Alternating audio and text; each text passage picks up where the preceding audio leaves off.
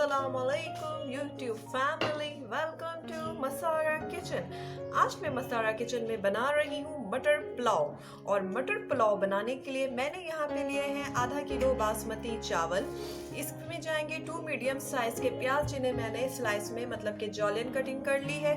इसके साथ ही यहाँ पे 1 कप मैंने फ्रेश मटर लिए हैं। इसमें जाएगा यहाँ पे तेज पत्ता, चंद दाने लौंग के, तकरीबन 5 से 6 दाने लौंग के हैं, 5 से 6 दाने काली मिर्चों के हैं, एक बड़ी इलायची, ये इतनी छोटी स्टिक देखें, ये मैंने 3 दालचीनी की ली है, और तेज पत्ता। इसके साथ ही यहाँ पे चिकन क्यूब इसमें जाएंगे, 2 हरी मिर्चें, हस्बे ज़रूरत नमक, 1 table spoon garlic ginger paste.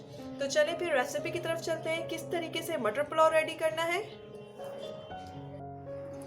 देगची जो है गर्म हो चुकी है। अभी मैंने इसमें ऑयल ऐड नहीं किया है। पहले मैं इसमें प्याज डालूंगी, और प्याज को मैं इसमें फुल फ्लेम करके इसे तब तक थोड़ा सा इसको भूनूंगी यहाँ पे, जब तक प्याज की थोड़ी सी फ्रेग्रेंस महक ना आने लगे। ठीक है, उसके बाद फिर इसमें ऑयल ऐड करना है। ये एक टेक्निक है मज़ेदार पुलाव बनाने की। ठीक है,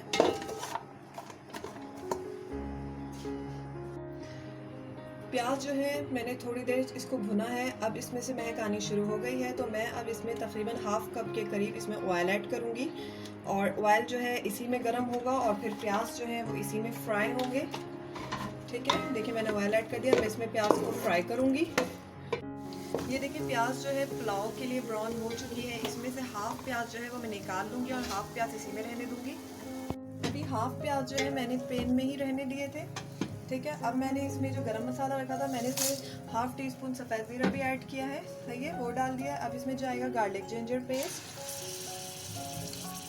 और मैं इसे थोड़ी देर भूनूंगी। साथ ही मैं इसमें ये ऐड कर दूंगी, यहाँ पे जो चिकन क्यूब मैंने रखी है पूरी 1 क्यूब मैं ऐड करूँगी। चिकन क्यूब इसमें जा रही है, सो इसीलिए आपने सॉल्ट जो है उसको बहुत चेक करके ऐड करना है, क्योंकि चिकन क्यूब में भी सॉल्ट होती है। सही है, इसको मैं थोड़ी देर फ्राई करूँगी। मसाला जो है देखिए यहाँ पे भुनाया जा चुका है। वो जो मैंने चिकन क्यूब डाली थी वो इसमें मेल्ट हो गई है।